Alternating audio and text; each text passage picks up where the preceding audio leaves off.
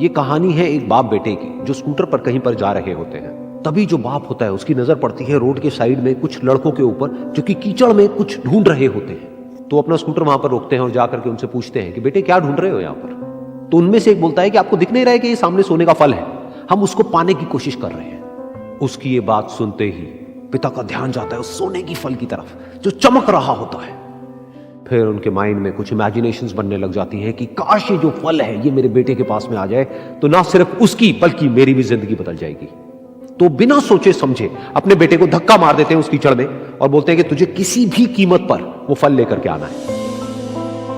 लेकिन बेटे को वो फल नहीं चाहिए होता है, उसके अपने कुछ और ही सपने होते हैं। वो बहुत कोशिश करता है अपने पिता को ये समझाने की कि मेरी खुशी इस फल में नहीं है, मेरी खुशी कहीं और है, मेरे सपने कुछ और है। लेकिन उसके पिता उसकी एक नहीं सुनते हैं। वो उसको धक्का मारते हैं उस कीचड़ में और बोलते हैं कि मैं तुझसे पूछ नहीं रहा हूं, तुझे बता रहा हूं कि तुझे वो लेकर के आना है। तो वो बेटा भी अपने बाप के सपने को सच करने के लिए अपनी पूरी जान लगा देता है और पूरी कोशिश करता है कि किसी तरीके से उस सोने का फल उसके हाथ में आ जाए।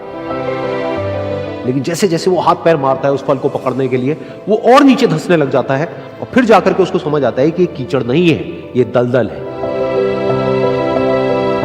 वो चीखता है, चिल्लाता है, अपने पिता को आवाज लगाता है, लेकिन उसके पिता उसकी एक नहीं सुनते। बोलते हैं कि बहाने मत बना, और भी लोग हैं वहां पर जो कर रहे हैं, तो जब वो कर सकते हैं तो तू क्यों नहीं कर सकता।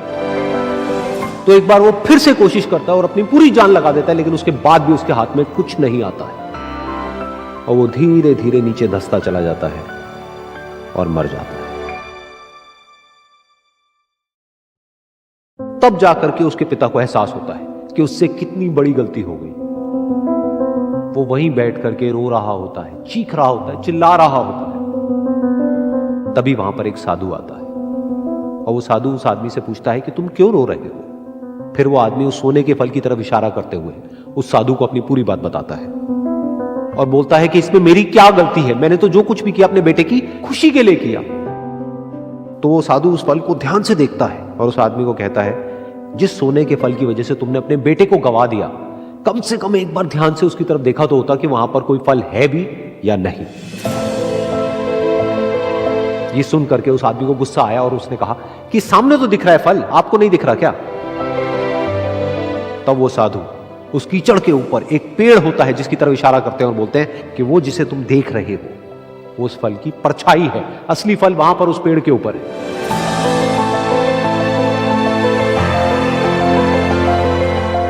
फिर वो साधु उस आदमी को बोला कि अपने बेटे को जबरदस्ती धक्का देने की बजाय और उसको बताने की बजाय कि तेरी खुशी किसमें है, अगर तुमने उससे पूछा होता कि बेटा तू बता तू क्या करना चाहता है और तेरी खुशी किसमें है, तो ना सिर्फ तुम्हारा बेटा जिंदा होता बल्कि हो सकता है कि उसके हाथ में वो असली सोने का फल भी होता।